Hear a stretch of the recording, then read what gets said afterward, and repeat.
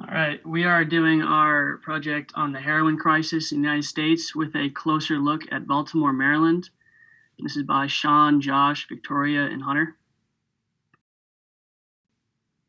So, heroin prevalence in the United States and Baltimore. So, the United States, it became popular in the late 19th century. It was first used as a healthy substitute for morphine because they thought it to be less addictive. Because of the war and the restrictions during the war, they couldn't get it in the United States. But after the war, there was a huge spike in usage, which led to the formation of the DEA, or the Drug Enforcement Agency.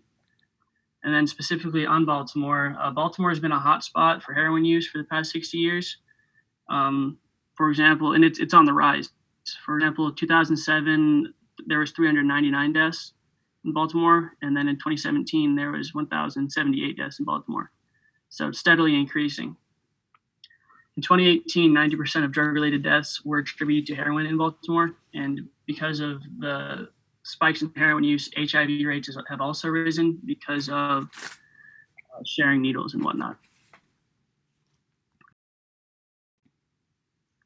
Our description of the group, so we are doing Black men in Baltimore, ages 25 to 45. Those impoverished, living in poverty, and their socioeconomic status leads to health disparities because they don't have health insurance. They don't have any pocket money to go get help. They can't get any rehab or anything like that. So they're just stuck doing the heroin without getting any help. And this leads to death. By 2018, Black men in Baltimore made up most deaths by overdose of heroin. And then, so the effects on the body. So the heroin initially, it gives you flushed skin, cotton mouth, heavy feeling in the arms and legs. You may also experience vomiting, nausea, severe itching. And then after the initial effects, a couple hours after, mental function is blurred, heart rate slows, breathing rate slow as well. This slow breathing may lead to brain damage or even a coma because you're not getting enough oxygen. And then, so after the user takes it, they experience withdrawals, usually 24 to 48 hours afterwards. These symptoms include restlessness, muscle and bone pain, insomnia, nausea, vomiting, and diarrhea. And these effects usually subside after about a week, but they can last months or even years. And then if it becomes chronic, the user just keeps using and they can't stop using heroin. It turns into heroin use disorder, in which the user has an uncontrollable urge to use, and they don't care about the consequences of use. The impact of socio-cultural factors. There are many socio-cultural factors that impact the use of drugs in communities, most notably Baltimore, Maryland, which we chose. The most notable factors are economical, political, societal, and many others, such as social class, relationships, education, mental health, and family life. All of these factors can lead to an increased chance of using and becoming addicted to heroin and other opioids. All of these factors can also affect someone differently, and just if any of these factors personally affect you, if you suffer from mental health, then if you're depressed, you're going to want to tend to use something to help it. And if you don't have a healthy way of helping it, such as friends or family or a guidance counselor, then you might tend to use drugs. And if you lean on drugs, then you could get addicted to them, such as opioids. But in Baltimore, Maryland, they're most affected economically and educationally, as there's not a ton of money coming into those cities, and drugs are readily available nearly everywhere in the United States. So it's really easy to get them, especially in a big city such as Baltimore. And the presence of opioids among those carries a high cost if you choose to use the drug, because it can be very addictive. And as Josh said, it has a lot of factors that can affect your physical health. And educationally, there's not enough education towards drugs in big cities, especially Baltimore, as people are uneducated on just the cost that these drugs can take on your life. And if you become addicted, you could eventually end up just doing whatever it takes to use the drug. We chose 7 essential specialists for a health plan. We developed a health plan for Baltimore, Maryland, in order to help clean up the opioid and heroin abuse that goes on in the city. In order to develop a health plan, you must set specialists that are going to assist in different aspects. Like these aspects that they can help in could be like political, economically, education, anything like that. And the 3 that we chose that were most important to our health plan that we focus on Baltimore, Maryland are teachers. As teachers can educate the youth and make sure that everyone's educated on just the harmful effects and just how dangerous opioids can be to the everyday person if they abuse them. Rehabilitation centers are also essential because anyone dealing with an addiction to opioids can get the help they need if they have a center there. These centers should be free and readily available to anyone that needs help.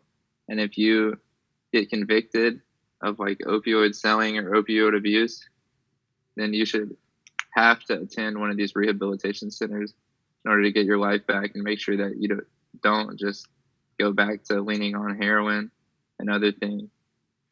The mayor must also play a part in raising awareness towards the opioid and heroin crisis, because if the mayor, if he or she speaks out on it, then that can definitely help public opinion.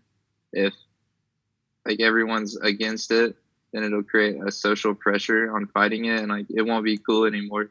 Like nowadays, like drugs are so readily accepted that not everyone does them, but a lot of people tend to do drugs nowadays, and it can form a dependency on drugs and then lead to abusing them. And so that's why we chose these 3 special lists for our health plan. So facts versus fiction in this heroin epidemic. We see the first point here, which is that 669,000 Americans reported using heroin in the past year. That was 2006, a number that has been on the rise since, or actually that was 2007. We also see that, as Josh stated earlier, middle-aged men in Baltimore and all over the country are a large portion of that problem, but also an even bigger section of that problem is the young adults, typically ages 18 to 25. So a lot of people think that the middle-aged homeless people are the front runners of this issue, but it's actually kind of flipped in recent years to being younger people. Also, we see that heroin is not the largest culprit of opioid overdose anymore. So from the CDC recorded this data in 2018, and heroin was responsible for 4 deaths per 100,000 people. And synthetic opioids like fentanyl and tramadol were responsible for nearly 10 deaths per 100,000 people. So they were about 6 deaths higher there per 100,000, which has changed a lot since 2014. Next slide. So we discovered 2 strategic campaigns that have been researched to fight heroin. The first is by Johns Hopkins University. They did a study, and it suggested that patients who receive medication-assisted treatment have better treatment retention rates than patients who receive a placebo or no medication. They also recommend that states should require county and city jails to ensure that any individual incarcerated on drug use accounts should have access to needed medication-assisted treatment.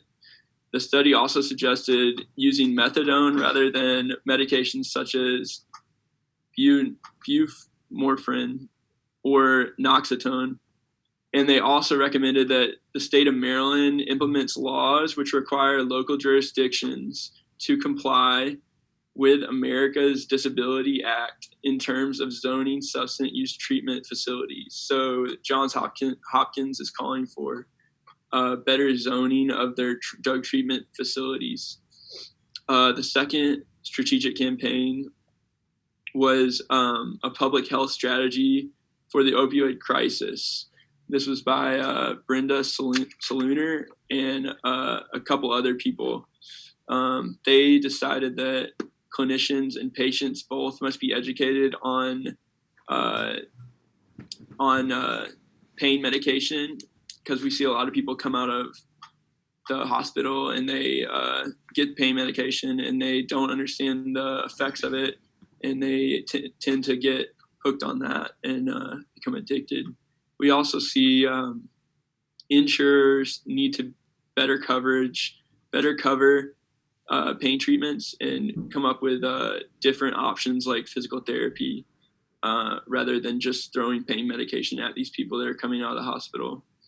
The third point they had was clinicians should better integrate medicine with pain management, which kind of piggybacks on the physical therapy, that even the clinicians have a responsibility to provide that better option of something like physical therapy, rather than just doing the easier thing, which is giving pain medication to these people.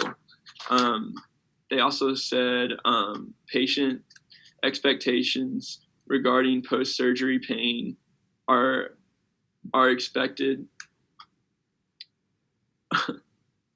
Pain relievers should be, so they need to manage these pain relievers that they're giving out to these patients, and rather than just giving it to them and letting them walk away, they need to manage that better, and keep tabs on those people who have been discharged with those pain medications.